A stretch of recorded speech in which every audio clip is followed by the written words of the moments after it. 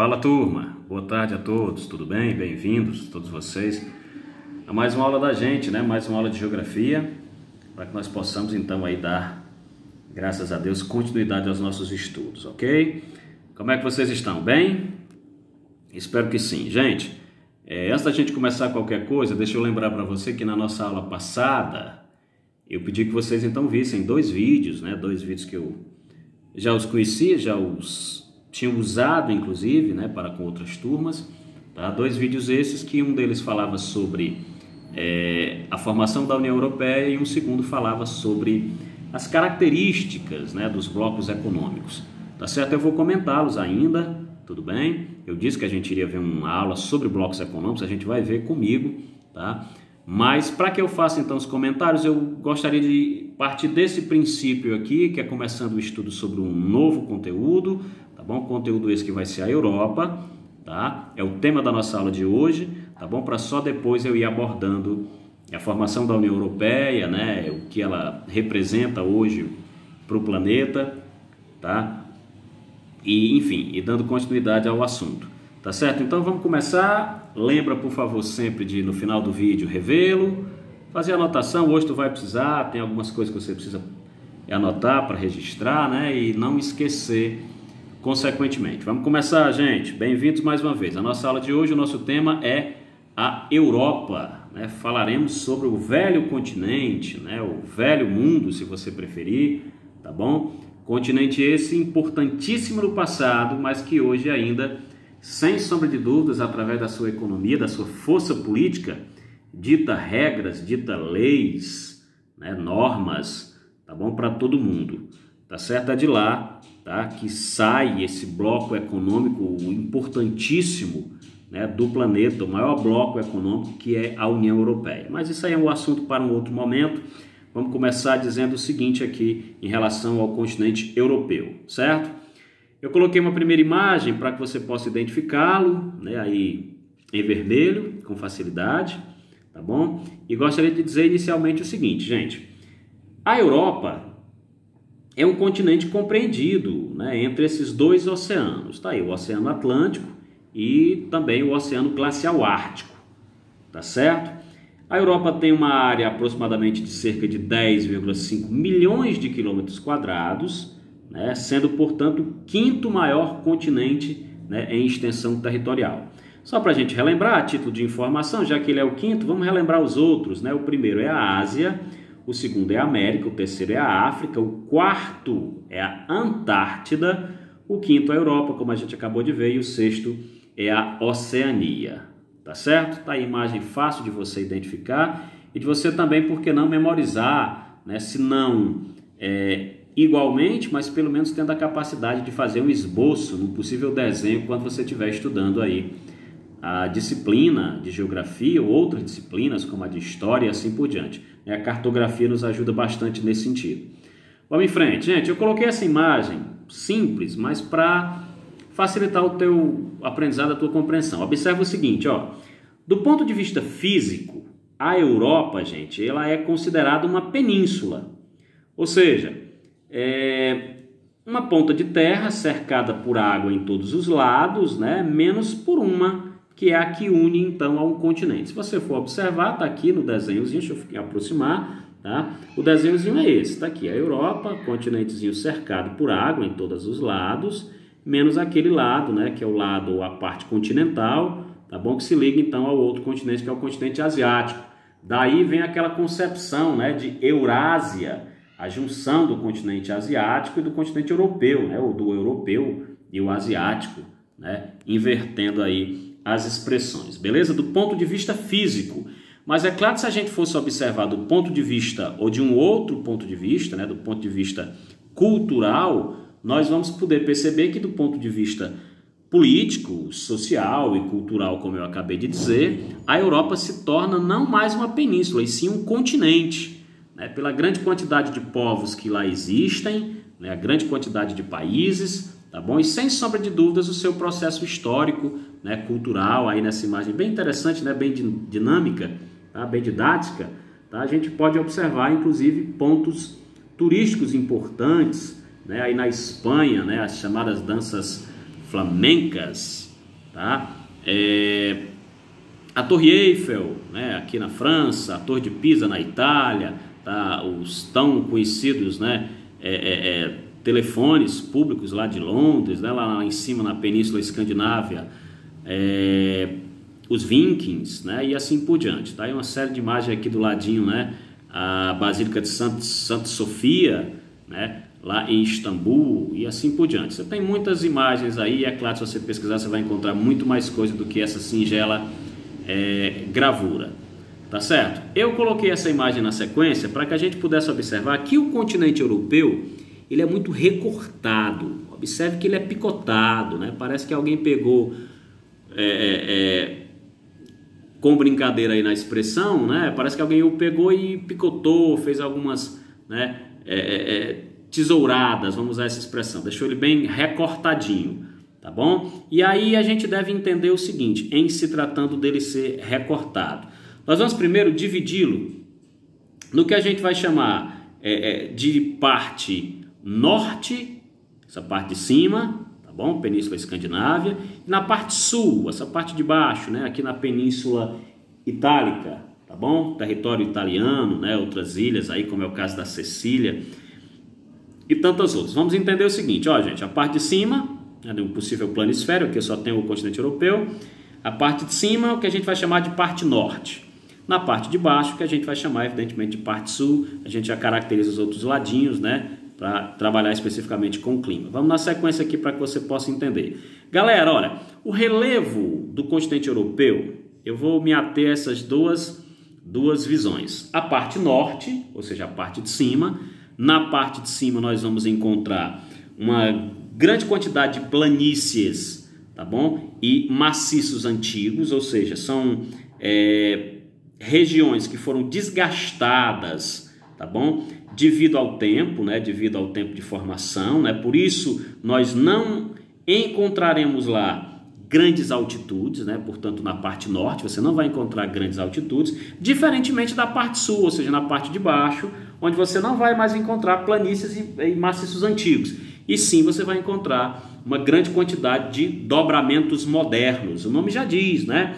Formaram-se recentemente, né, na história geológica e tem altitudes elevadíssimas, tá? Ou seja, nessa partezinha de baixo, na parte sul, altitudes elevadíssimas, tá bom? Como, por exemplo, a gente pode destacar os Alpes e também os Pirineus, né, que ficam justamente nessas regiões. O relevo da Europa é basicamente esse, tá? As planícies e maciços antigos na parte norte e, consequentemente, na parte sul, os dobramentos modernos, tá? Ou seja, elevações, né, altíssimas, né, que se formaram recentemente na história geológica. Beleza? Relevo da Europa. Vamos na sequência. Eu trouxe uma outra imagem para que a gente possa trabalhar melhor. Tá, gente? Sempre a garganta seca. Para que eu possa trabalhar melhor essa questão de clima, tá? Questão de clima e fundamentalmente de vegetação. Deixa eu ver se eu consigo ampliar essa imagem aqui para facilitar para você. Pronto, deu uma melhorada. Gente, tá aí o continente europeu, da maneira como você, na verdade, pôde observar. E esse continente europeu, nós vamos dividir da seguinte forma. Se liga aí, por gentileza. Tá? Você já entendeu a primeira parte? Na parte de cima, nós chamaremos de parte norte, né? Norte do hemisfério. Tá? Na parte de baixo, na parte sul. Eu queria que você entendesse o seguinte. Na parte norte, nós vamos encontrar climas frios, temperaturas frias, muito frias, inclusive. Tá? Na parte de baixo, portanto no sul, nós encontraremos climas mais quentes, né? Temperaturas mais amenas, isso, e assim por diante.